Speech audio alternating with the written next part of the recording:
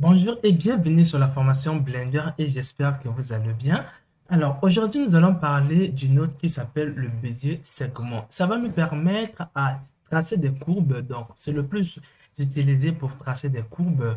Donc le Bézier segment va nous permettre de tracer des courbes comme je te le vois ici. Donc nous avons par défaut plusieurs paramètres. Par exemple ici le nombre de subdivisions comme vous voyez ici, donc le nombre de subdivisions. Ici, par exemple, de déplacer le bout qui se trouve ici, donc vous pouvez le déplacer comme vous le voyez ici. Ici, vous allez pouvoir déplacer juste la courbure qui se trouve ici. Donc, je peux déplacer par exemple avec Y.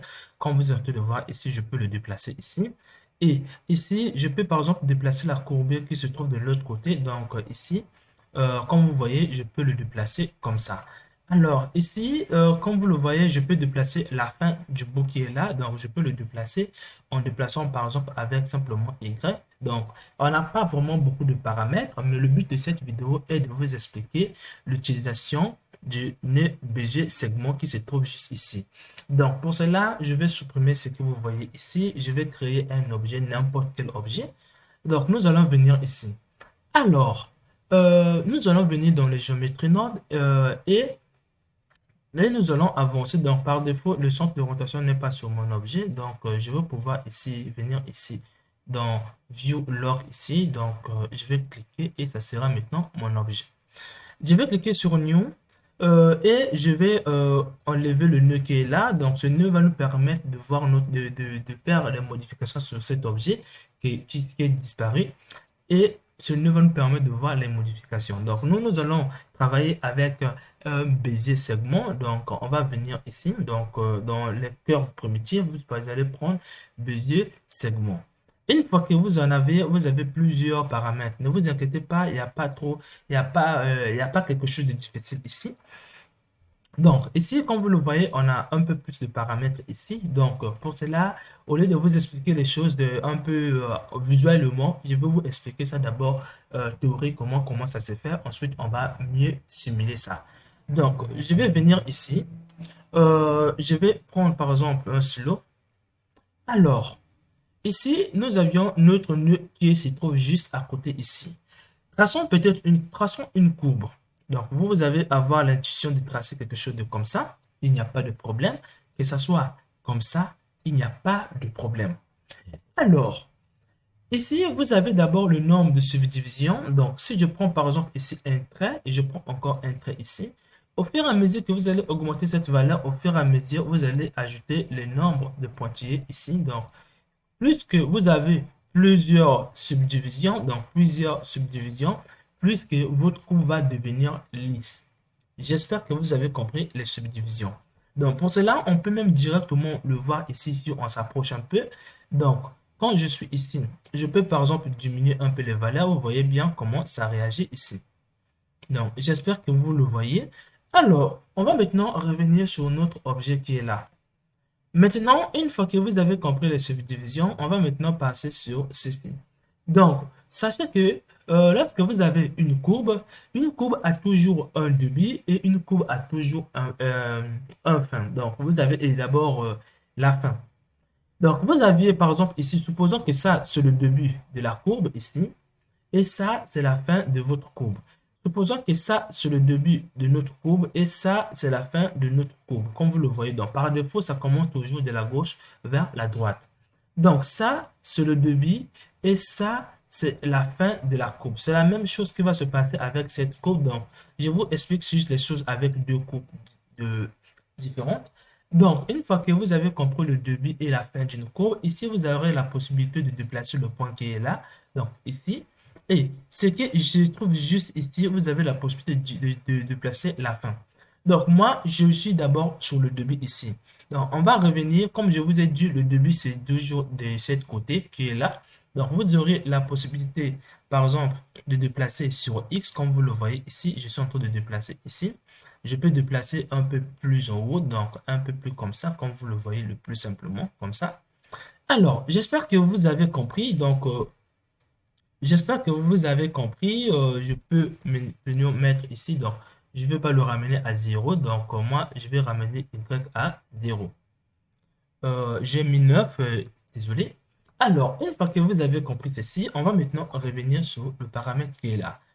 Par défaut, lorsque vous avez une courbe ici, donc lorsque vous avez une courbe, Blender le divise en deux. Donc, supposons que nous, on laisse un peu l'histoire du début et l'histoire de la fin. Lorsque nous avions une courbe ici, par exemple, bon, je vais refaire cette courbe, je vais le refaire. Donc, supposons que nous avions une courbe qui est comme ça.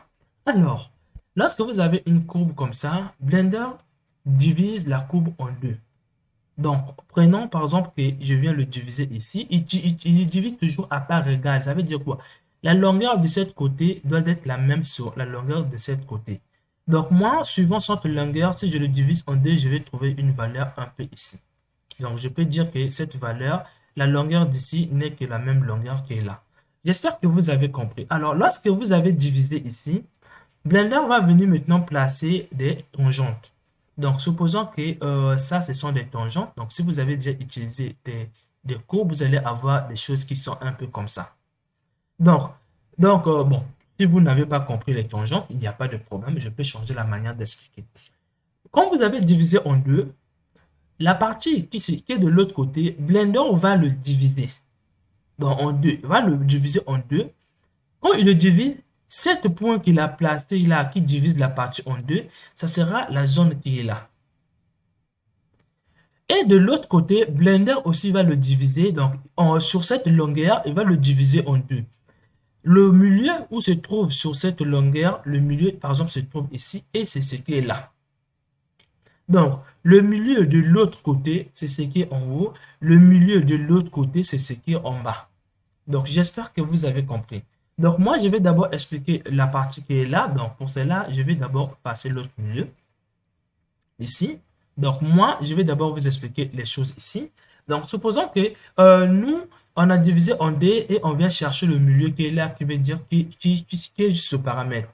Donc, lorsque nous venons sur notre courbe ici, si je fais varier sur Y, vous êtes en train de voir que je suis en train de faire varier ici.